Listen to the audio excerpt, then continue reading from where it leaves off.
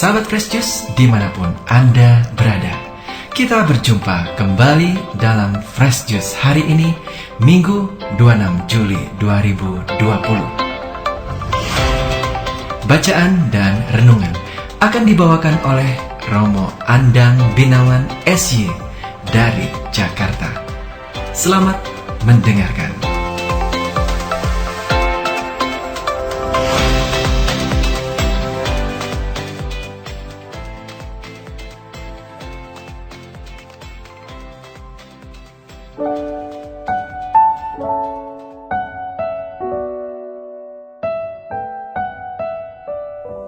Para sahabat Fresh Juice yang terkasih, salam damai di dalam Tuhan. Hari ini saya, Andang Binawan, ingin menemani Anda untuk lebih mengenali sabda Tuhan tentang kerajaan Allah. Karena pada hari ini, hari Minggu tanggal 26 Juli, kita diajak merenungkan tentang kerajaan Allah, seperti yang dikatakan di dalam Injilnya yang tercantum di dalam Injil Matius bab 13 ayat 44 sampai 52. Dikatakan di situ demikian. Sekali peristiwa, Yesus mengajar orang banyak. Hal kerajaan surga itu seumpama harta yang terpendam di ladang yang ditemukan orang, lalu dipendamnya lagi. Karena sukacitanya pergilah ia menjual seluruh miliknya, lalu membeli ladang itu. Demikian pula hal kerajaan surga itu seumpama seorang pedagang yang mencari mutiara yang indah. Setelah ditemukannya mutiara yang sangat berharga, ia pun pergi menjual seluruh miliknya, lalu membeli mutiara itu. Demikian pula hal kerajaan surga itu seumpama pukat yang dilabuhkan di laut, lalu mengumpulkan pelbagai jenis ikan. Setelah penuh, pukat itu ditarik orang ke pantai. Lalu mereka duduk dan dipilihlah ikan-ikan itu, yang baik dikumpulkan ke dalam pasu, yang buruk dibuang. Demikianlah juga pada akhir zaman, malaikat-malaikat akan datang memisahkan orang jahat dari orang benar. Yang jahat lalu dicampakkan ke dalam dapur api. Di sana akan terdapat ratapan dan kertak gigi. Mengertikah kamu semuanya itu? Mereka menjawab, "Ya, kami mengerti." Maka bersabdalah Yesus kepada mereka, "Karena itu, setiap ahli Taurat yang menerima pelajaran hal kerajaan surga seumpama tuan rumah yang mengeluarkan harta yang baru dan yang lama dari perbendaharaannya." Demikianlah Injil Tuhan. Saudara terkasih, kalau kita mendengarkan Injil hari ini, sebenarnya menjadi sangat jelas bagaimana Tuhan memperkenalkan kepada kita tentang kerajaan Allah. Atau kita juga sering mengenalinya dengan kerajaan surga. Benar juga bahwa tadi dikisahkan perumpamaan tentang jala, lalu malaikat-malaikat mengumpulkan ikan yang atau orang yang jahat dan yang baik. Lalu kita berpikir bahwa kerajaan surga adalah nanti setelah kita mati. Kerajaan surga itu di sana.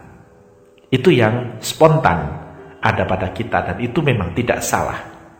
Hanya pagi hari ini atau hari ini saya ingin mengajak melihat bahwa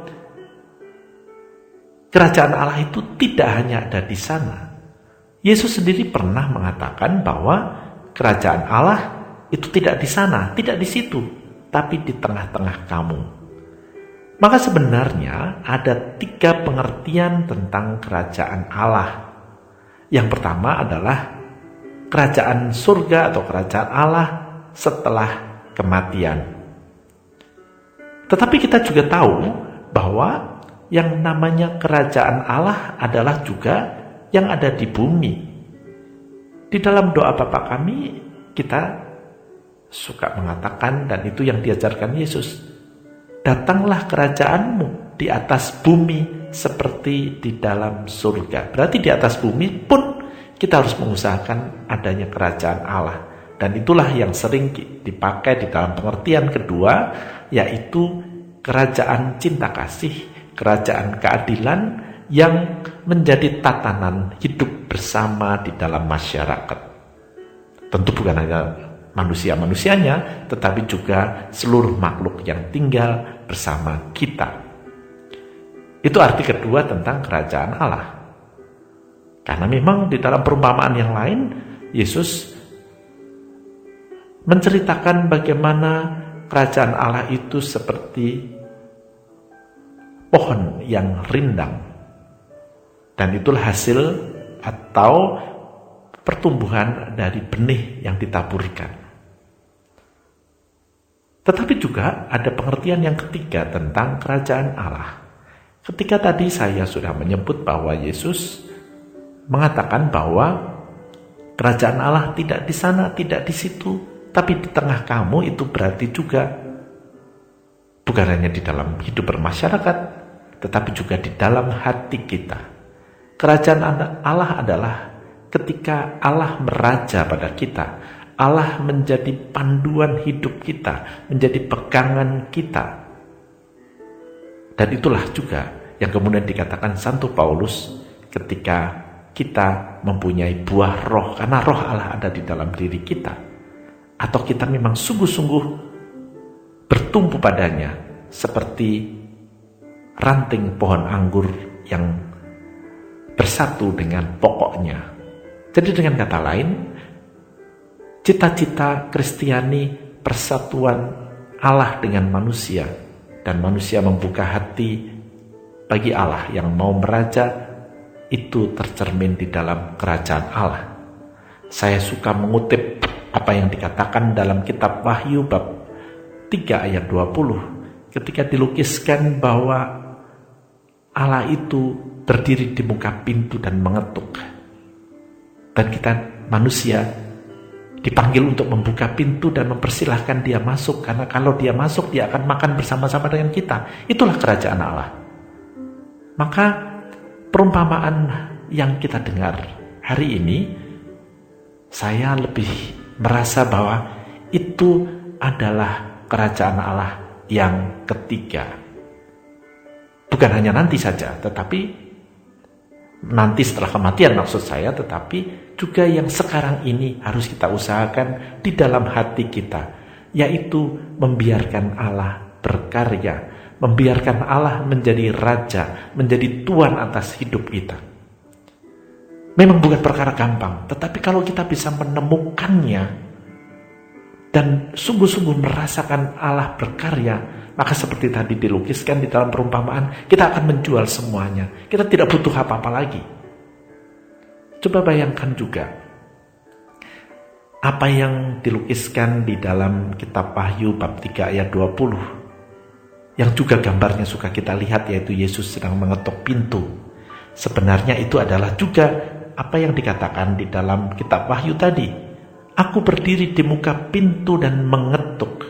Barang siapa membukakan pintu, aku akan masuk ke dalamnya dan akan makan bersama-sama dengan dia. Kira-kira begitu bunyinya. Tapi makan bersama-sama dengan dia, itulah yang kita rasakan akan ada kebahagiaan. Kalau kita tinggal bersama Allah dan Allah bersama kita, akan ada damai, akan ada sukacita, akan ada kesabaran, akan ada kelemah lembutan seperti dilukiskan oleh Santo Paulus sebagai buah roh. Nah, masalahnya sekarang adalah bagaimana kita membuka hati bagi Allah supaya mendapatkan yang namanya kerajaan Allah itu. Kita bisa membayangkan bukan, kalau Allah bersama-sama dengan kita, kita mau butuh apa lagi? Kita gak akan butuh apa-apa lagi. Karena memang Allah memenuhi semuanya. Bukan yang kita inginkan, tapi yang kita butuhkan.